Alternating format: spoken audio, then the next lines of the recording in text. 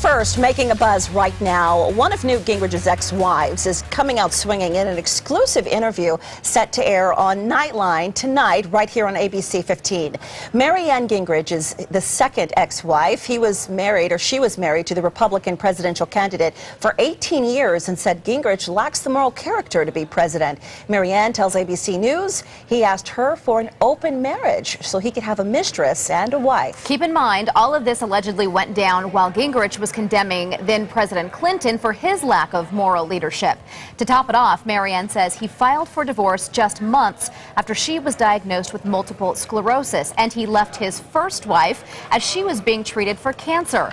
Bottom line, Marianne says Gingrich's campaign positions on the sanctity of marriage and the importance of family values don't line up with the way he has lived his personal life. So the question we have for you, do the personal lives of candidates affect how you vote, and do you agree with Gingrich's ex-wife?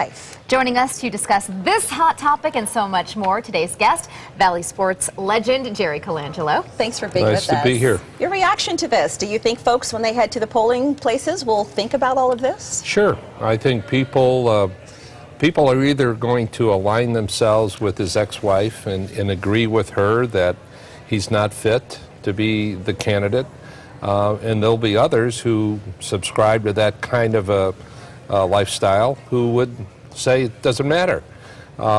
That's the unique thing about our country. People have choices to make, and we all have to live with our own choices. And in some cases, the moral character is very important, and to some people, it doesn't count.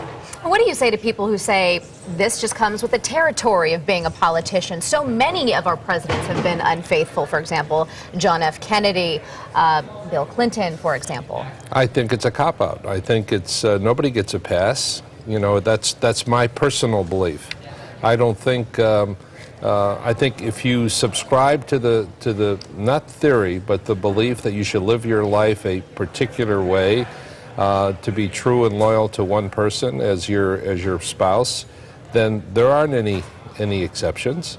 And so just because someone's in political office or is an entertainer or a sports figure doesn't give them a license to do something else. So that happens to be my belief. Now, there are a lot of people who may not agree with that. Yeah, and some people say, you know, outside of just being a politician, just the sanctity of marriage in itself has been tarnished. People are getting divorced a lot quicker. It doesn't have the same meaning as it did years ago, decades ago. Well, that's true, because over 50% of the marriages end up in divorce. I've been married 51 years, so I don't fall in that category. Congratulations. And I happen to have my own beliefs about what we should or shouldn't do.